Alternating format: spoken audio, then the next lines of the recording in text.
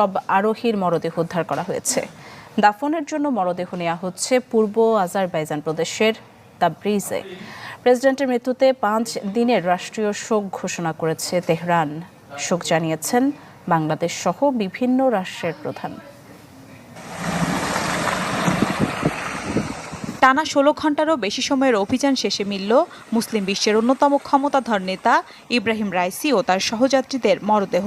তাদের মৃত্যুর খবর আগেই নিশ্চিত করেছিল ইরানের রাষ্ট্রীয় সংবাদ মাধ্যম।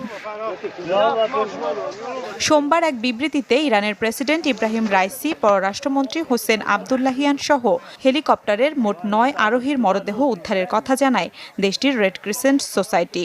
মরদেহগুলোর দাফন সম্পন্ন হবে পূর্ব আজারবাইজান প্রদেশের তাবরিজে।